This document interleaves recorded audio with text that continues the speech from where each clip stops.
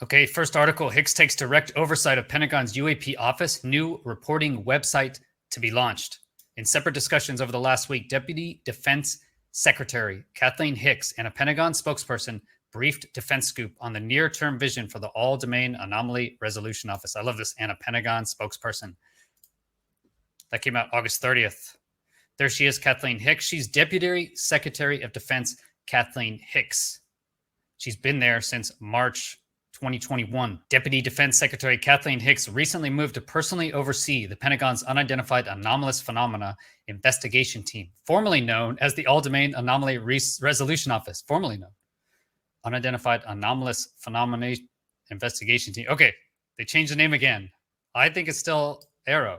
Defense Scoop has exclusively learned, and a new website will be launched where incidents can be reported. So that has happened. Let's look here. This is August 31st. So the next day, the Department of Defense launches the All-Domain Anomaly Resolution Office website. Dun, dun, dun, the website. It's only been a year. Today, the department launched a website on the All-Domain Anomaly Resolution Office to provide the public with information concerning AARO and its efforts to understand and resolve unidentified anomalous phenomena. Okay, this website will provide information, including photos and videos on resolved UAP cases as they are declassified and approved for public release. That's pretty awesome. The website's other content includes reporting trends and a frequently asked questions section, as well as links to official reports, transcripts, press releases, and other resources that the public may find useful, such as applicable statutes and aircraft, balloon, and satellite tracking sites. That all sounds great. If you remember back to April 2023, I believe April 16, 2023, Senator Gillibrand was not happy with Kirkpatrick's office, how they still had no way to actually report. There was no way to go to a website and file a report saying, I have seen this, here are my details, to start collecting this data. That was the big issue coming out of that April meeting. And it seemed like Kirkpatrick was blaming a lot of his superiors, basically saying, we're trying to do that. We're limited. We're having issues. We're not funded. We don't have the people, etc. So this fall, this release again says, consistent with Section 1673 of the National Defense Authorization Act for fiscal year 2023. So that's what's driving all of this, right? Is the Congress statement that they have to do this. AARO will launch a secure reporting tool on the website to enable current and former U.S. government employees, service members, or contractors with direct knowledge of U.S. government programs or activities to contact AARO directly to make a report. Okay, this still hasn't happened. Okay, let's look at the website, the fancy new website. Let's look at it here. This is aaro.mil, www.aaro.mil, the director's message. Let's watch this. From Dr. Sean Kirkpatrick, director. Welcome to the website for the All-Domain Anomaly Resolution Office. Our team of experts is leading the U.S. government's efforts to address UAPs using a rigorous scientific framework and a data-driven approach. Since its establishment in July 2022, AARO has taken important steps to improve data collection, standardize reporting requirements, and mitigate the potential threats to safety and security posed by UAP. Well, data collection is not going very well. We look forward to using this site to regularly update the public about AARO's work and findings and to provide a mechanism for UAP reporting. Thank you for visiting. Okay, so they have the mission here, which is this super complicated mission statement: minimize technical and intelligence surprise. That's the main. You could remove everything else, right? Minimize technical and intelligence surprise. That's it. By synchronizing scientific intelligence and operational detection identification. So by synchronizing all their collection efforts, attribution and mitigating unidentified anomalous phenomenon in the vicinity of national security areas. So that's all they're focusing on, right? Minimize technical and intelligence surprise. So it's not release this information to the public. Their vision: unidentified anomalous phenomena are effectively and efficiently detect, tracked, analyzed, and managed by way of normalized DoD, intelligence community, and civil business practices. So that's their vision, right? That they actually track these things, analyze them, and they manage them. Okay, what does that manage mean? Not tell the public about it? By adherence to the highest scientific and intelligence tradecraft standards and with the greatest transparency and shared awareness. So I do like this: greatest transparency and shared awareness. Okay, shared with who? And transparency for who? For the common citizen? All right, UAP means airborne objects that are not immediately identifiable, A. B, transmedium objects or devices, and C, submerged objects or devices that are not immediately identifiable, and that, okay, display behavior or performance characteristics suggesting that the objects or devices may be related to the objects or devices described in subparagraph A or B. Okay, awesome. The DoD considers UAP as sources of anomalous detections in one or more domains, so airborne, seaborne, spaceborne, and/or transmedium. Okay, good. That are not yet attributable to known actors and that demonstrate behaviors that are not readily understood by sensors or observers. Okay, awesome. Anomalous detections include, but are not limited to, phenomena that demonstrate apparent capabilities or material that exceed known performance envelopes. Okay, anomalous detections. They're not limited to that. A UAP may consist of one or more unidentified anomalous objects and may persist over an extended period of time. Okay, great. So they kind of define it there. This reporting trend. So this is the best data that they've released. And it is good information. If you look here, basically it just has a breakdown of this, and then it has all the other data here. Okay, but gives us a better angle. So it does give the altitudes. Remember this? So 20,000 feet. So between 10 and 30,000 feet is what they're saying the bulk of their sightings. Typically reported characteristics. Seen these before. Still always good to look at, right? Morphology is round, typical, right? Size is 1 to 4 meters. So you're looking at 5 to 15 feet around. Color is white, silver, translucent. 10 to 30,000 feet. I already mentioned that. Stationary to Mach 2. No thermal exhaust detected. That's quite interesting. An intermittent X-band, so radar. Basically, you're getting hit in this is fighter bands, 8 to 12 gigahertz. Normally, where it's your higher frequency. It doesn't go very far through the atmosphere, but you can use a smaller transmitter, right? Because your wavelength's bigger, so you can fit it into missiles, in the front of missiles. So you're looking at radar, fighter radars, basically X-band, and then radio. Okay, so it has fighter radar and down in the lower end. This is like your GPS or SAM systems. So radar, this is intermittent X-band. So these are your fighter radars, essentially, and fighter radars again on your radio, plus GPS is 1 to 3 gigahertz, as well as your low band. This is like your SAM systems. So surface-to-air missile systems use a lower band. They can have bigger radars. Intermittent short-wave infrared and medium-wave infrared. So also seen on infrared. So you're looking at seen visually, seen on radar, seen in radio, which is just a different freak, I guess, and then also seen in the infrared spectrum. So also in infrared. So it's not just like some weird optical effect. Okay, so again, we've seen these before. A blown out, basically better vision of this. Okay, that's the same. No updates on that. And then the hot points here. I've mentioned this several times, that they're receiving no reporting from the Air Force is what my guess is. You're getting nothing from the Air Force because, Navy operates in these areas. Navy does operate over here as well, and Navy. You're getting no European USAFE type events. There's nothing coming out of Europe on these events. That's what shows me.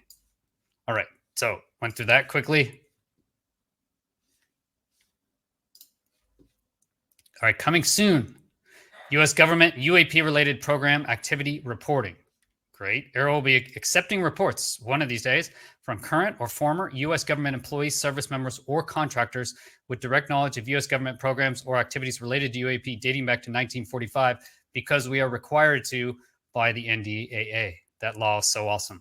These reports will be used to inform AARO's congressionally directed historical record report. Okay, congressionally directed. We will announce when a reporting mechanism is available for others to use. Okay, so this goes all the way back to 1945. Congressionally directed historical record report, where they're supposed to actually look and see what has happened in the past, everything. And will they still say there's no credible evidence for off-world technology? We'll see. This form is intended as an initial point of contact with AARO. An email could also work. Why not use an email? It is not intended for conveying potentially sensitive or classified information. Yeah, no shit. Following the submission of your report, AARO staff may reach out to request additional detail or arrange for an informational interview. Okay, but they have been saying this, and there's been bad rumors that they say you have to sign an NDA. You can't talk about anything that we've talked about. Again, are you going for transparency or not? Okay, and then they put this down here because I'd also seen and heard that AARO was saying you'd have to sign an NDA, right? What was the point? Because we have right here, NDA fiscal year 2023. Unauthorized disclosure shall not be subject to a non-disclosure agreement entered into by the individual who makes the disclosure. Okay, so how can you have AARO sign them an NDA if the Congress is saying there's no more NDAs, everybody? That's BS. Shall be deemed to comply with any regulation or order issued by the executive authority. And here it is. Coming soon, the current operational UAP reporting. There it is. Military personnel should report through their commander service. And we've seen that that is a huge pain, right? That is a huge issue right now. Basically, from what I can understand is the military at the lower levels has gotten the message because they've been directed from above that you will report these UAP reports, right? You will report these events. It's part of your job.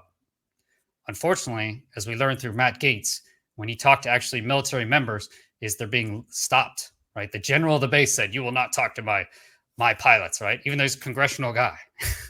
The general of the base said that to Congress. Think about that. You can't come in these rooms. We're limiting you. So how are they supposed to get the information? Matt Gaetz said that according to these pilots, what they said is the best thing to do if you see an UAP is to forget about it and not release it because the mechanism to report is such a pain in the ass. And you're already getting stigmatized against. I can relate to this firsthand. Why I would not go to get mental health help in the Air Force is because, again, the whole reporting issue is a pain in the ass. As soon as you report something, now you're the target, right? Everyone just looks at you and now they just attack you, as we're seeing in the news. Why are they not attacking Grush's claims? What Grush is claiming is happening, right? Why not attack those? Nope, they're attacking the person. They go after the person. Same thing. Anytime someone sees a UAP, it's such a pain in the ass to report it that they're not going to report it. This is why we need something like this, right? Outside of the normal realm, so they don't have to go through their normal chain of command. Because as you'll see when I go through and brief here about the whistleblower you guys don't like, Edward Snowden, he tried to go through his chain of command. But if there's no one there listening to you, then how are you going to report it? So it's still not here. They could just put an email and say, write to this email, right? Why not do that? That seems like the biggest thing you could do. Next, we get to cases. You won't see anything new here. All right. Same thing, go here. Click here for more information. Copyright, trademark. Thanks for that. This is the South Asian object, an MQ-9. So a Reaper, look with the push-pull that I'm talking about. Infrared video sensor captured this footage in South Asia as it was recording another MQ-9. So basically what they're saying is that this video taken 15 Jan 23 is really just a distant airliner, right? That's an airliner. Looks like a UAP, but since they're focused on this, I've covered that in a previous video. Here, they also like bringing this one out from a mission report. Okay, and what we find on this one is that there's many moving, right? They determine it's a distant aircraft. I'll let that run. It's just running. Yeah, we've actually seen this one. I haven't seen the full video, so I'll just play it here while I'm talking to it. I know they've just showed little clips of it, so I guess this is the full video of what they call as a UAP. Let's check it out. It says this is a civilian airliner. It looks like an airliner to me. If I look at it here, I see two engines and it's shape of an airliner. That moving back and forth, this is the sensor moving, okay? Unfortunately, we don't have any indication of where it's pointing. I think it's much better if you have something pointing. And these trackers, I don't know. These could be thermal, like tracking gates, like it's trying to track something there. It's trying to lock on it. I don't know what those are actually. It's an MQ-9 video. What we can learn from this though is that A, it's not in color, right? So the MH370 that came out was in color. This is in obvious black and white. Looks like a normal infrared to me, like a medium wave infrared.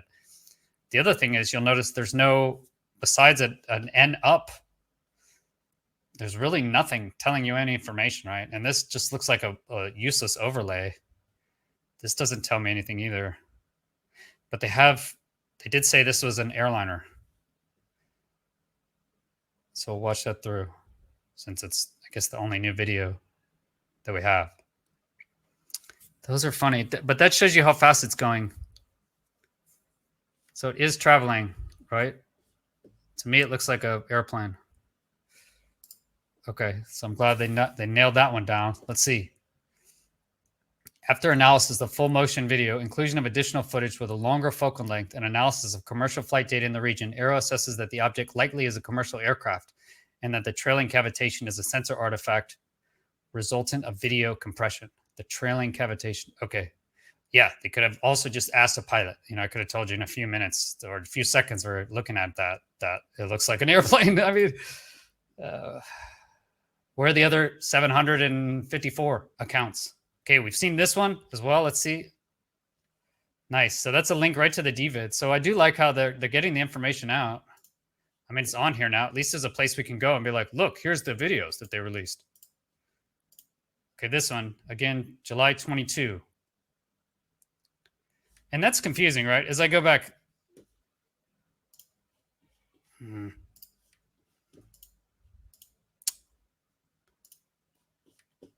Can't pause it.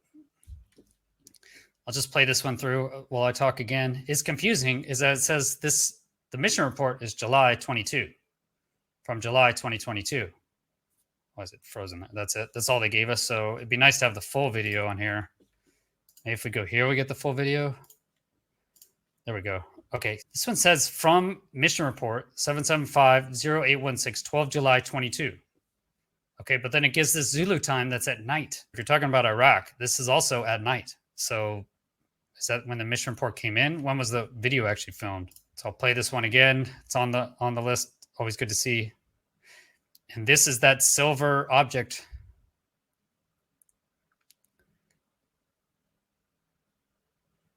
From Iraq. Interesting. And they give us 24 seconds. I thought the original video was longer, but that makes sense, I guess. And it gives some more information here. This clip was taken by an MQ-9 in the Middle East. And while AARO assesses the object in the clip is not exhibiting anomalous behavior, the object remains unidentified. Interesting when you go back to those objects that they're seeing, right? And if we go back and look, that's like your common object that's round, silver. It's in that medium altitude band. It's probably stationary at this point. No thermal exhaust. And they're picking it up. I wonder if they picked it up on other information. And they definitely picked it up on optical. Did they pick it up on infrared? That would be interesting. We didn't get to see it from there.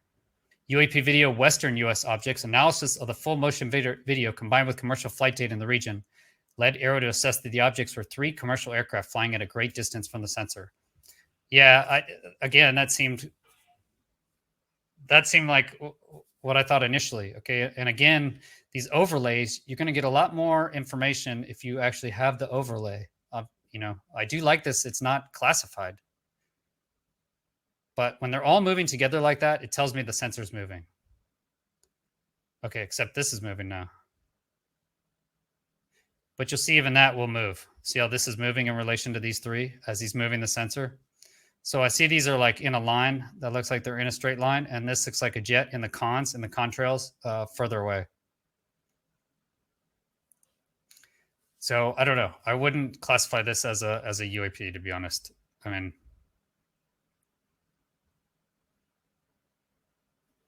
well, we'll see if it's more interesting. So we have clouds, quite interesting.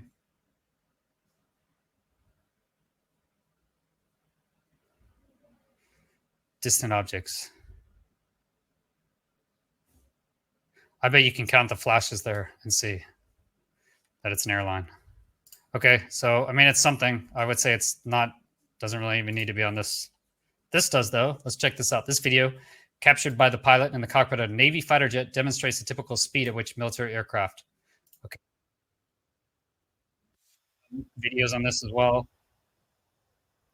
And this, again, kind of looks like that silver sphere, right? As it goes by, boom. Where's that silver sphere up at altitude? How to get there? Quite interesting. That's off the East Coast. So gimbal, you're looking at those. NavAir, unresolved case. So this is the FLIR video. 116. I wondered if it had any additional time at the beginning. I think it's the same length as the original FLIR. What it goes to show is this thing is being tracked, right? They're tracking it when it's in like this weird looking orb state thing. So what is that? And then he goes to the IR. So it looks like the same video. 116. I didn't remember FLIR being that long, but that's quite interesting. Okay, so the FLIR video, good to see it there. And then we have the gimbal video of unexplained anomalous phenomena. So they don't say anything there. And then Go Fast. Go Fast now, they said it was a balloon that came out. At least NASA, one of NASA's guys said it was a balloon. They gave the same argument that Mick West gave. All right. You can go to their leadership. You can read about Dr. K here. If you're interested, leave that up. I've covered it before. And their mission overview. He has this slide doc. This is kind of interesting slide doc as well. This was given to, I believe this was the one they also gave it NASA, if I can remember correctly. So here he has some stuff. It doesn't mean unattributed balloon activity. This is right when the balloons were getting shot down. What he says is it's awareness gaps. That's what UAP is. Basically, we have these gaps on our intelligence networks, and they are potentially advanced capabilities operating in our domain awareness gap. So it's just that we can't see them because we're not looking enough. And that's what he's saying that the balloons were effectively. This is what fiscal year 2023 did. Led the government effort, amends the structures, blah, blah, blah, adds a historical report. Yeah, historical record report. So the government can't just be saying we didn't do anything in the past. What about Solace? What about all the nuclear incidents that happened? What about the investigations of Project Blue Book? What about all the ATIP investigations? Everything going back all the way to 1945. This is their mission, vision, and functions, talking about what they hope to do, essentially. Yeah, I read through it. And this is where they're looking like worldwide. This is kind of interesting. So U.S. territory and operating areas, they want to work with the DoD, the intelligence community, the DOJ, NASA, and the FAA, right? This is the key stakeholders. So now U.S. strategic capabilities, as we get further away, proximity to strategic capabilities and critical infrastructure, right? Your historical stuff, that's all through DoD, intelligence community, DOE now, Department of Energy, is looking at your historical accounts. NNSA, I don't even know what that is, but I'm guessing the NSA, the DOJ, and the Department of Homeland Security. So they need to look at those. And then foreign territory, now you're looking at IC, state international partners. They talk about here their integration strategy. I've read through all of this stuff. I mean, from what I understand is basically is how can they get the information about a UAP and use it for the military industrial complex own use. That's kind of what I got out of this is, yeah. How can they lead a recovery, right? UAP object recovery leads UAP recovery planning and execution in close collaboration with AARO S&T group. So it's really the AARO S&T group that's going out for crash retrieval, right? UAP recovery. There we go. How do they handle and safe storage? So how do you retrieve it? Then once we retrieve it, then we can mitigate it. We can detect and track. So this is just your military standard stuff, right? What is he going to do? That's what he knows as an intelligence operative. How are they going to analyze it? This is where he talked through his 6 steps. Remember, he briefed his 6 steps. We're going to have scientific analysis, then intelligence, analytic peer review, then I'll look at as the director, and then we'll publish it. Okay, none of that has so far happened. And by the way, does it ever go to, where does it actually go to the people, right? Publication and feedback. I guess they're going to publish it here. That would be awesome. Capabilities development. How can they exploit it? Capability gap idea. Again, it's that integrated science and technology strategy, S&I.